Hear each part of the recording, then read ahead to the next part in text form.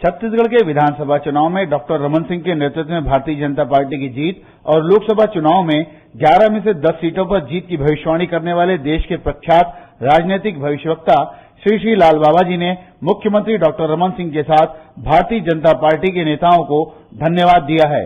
Main ये है कि मैंने डॉक्टर रमन सिंह को और छत्तीसगढ़ के वाजपेयियों को धन्यवाद दिया है, जो उनके द्वारा मेरा मान सम्मान किया गया है। जितना मेरा मान प्रतिष्ठा बार बार समय मांगने पर भी उन्होंने समय दिया है, इसलिए मैंने उनको धन्यवाद कार्यक्रम दिया है।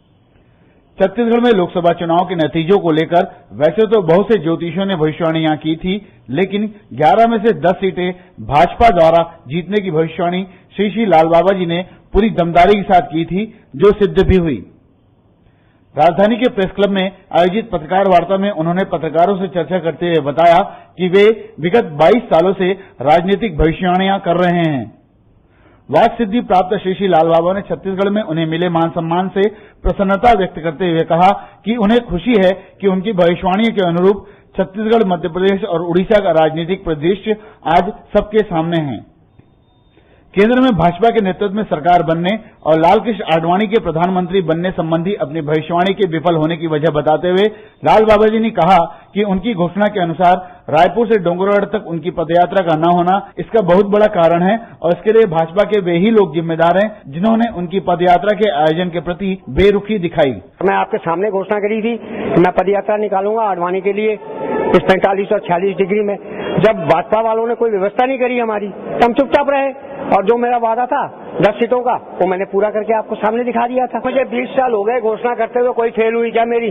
अब आपको हमने कहा कि आप ये ईश्वर का काम है, इसकी व्यवस्था करो आप तो आप नहीं कर रहे। आपने सोचा इंडिया शाइनिंग की तरह हम गवर्नमेंट बना लेंगे, माहौल अच्छा है, तो हो गया इंडिया शाइनिंग की तरह इनका कबाड़ा। डॉक्टर रमन सिंह के दूसरे कार्यकाल से जुड़े सवालों का जवाब देते हुए उन्होंने कहा कि यदि डॉक्टर रमन सिंह जनता की अपेक्षाओं के अनुरूप राजकाज संभालते रहे तो उनकी कुर्सी सलामत रहेगी, वरना कुछ समय बाद क्या करना है वे समय आने पर देखेंगे।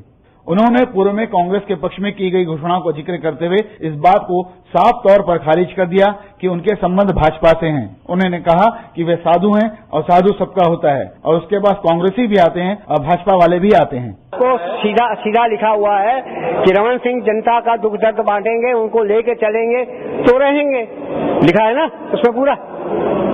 तो ये नगर निगम के चुनाव में सितंबर में फिर आ रहा हूं मैं, आपके सामने होगा कौन जीतेगा कौन हारेगा। रमन सिंह अभी चलाएंगे अभी फरवरी तक, देखो उसके बाद सोचेंगे क्या होता है। नहीं गिरने की है कि मुख्यमंत्री बदलने की है कि कुछ और होने की है, ये तो बात की बात बाद में सोचेंगे ना, अभी नहीं। संत है तो इसका मतलब थोड़ी है कि मैं तो मीडिया लाइन के ही आदमी हूँ, मैं पॉलिटिकल बाबा हूँ, सारी चीजें आज ही बता दूंगा तो आगे के लिए आपके लिए क्या रखूंगा और आगे के लिए अपना आपके सामने आने के लिए क्या रखूंगा।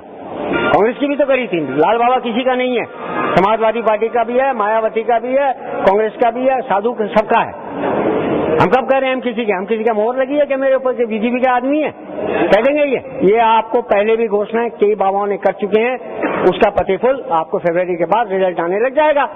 अब मुझसे क्या पूछे, जिन्होंने कर रखी है उनसे पूछिए ना। मेरा काम तो है कि भाई रमन सिंह कार्यकाल पूरा करे, अब उसकी इच्छा है। श्री लाल बाबा ने बताया कि नगर निगम और पंचायत चुनाव से पहले सितंबर में वे फिर रायपुर आएंगे और कांग्रेस और भाजपा के जीतने और हारने वाले प्रत्याशियों के बारे में अपनी भविष्यवाणियां करेंगे। बाबा जी की भविष्यवाणियां किस हद तक सिद्ध होती हैं, ये तो वक्त आने पर ही पता चलेगा। बहरहाल छत्तीसगढ़ में 11 में से 10 सीटें भाजपा द्वारा जीतने की खुशी बाबा जी के चेहरे पर साफ झलकती दिखाई पड़ती है।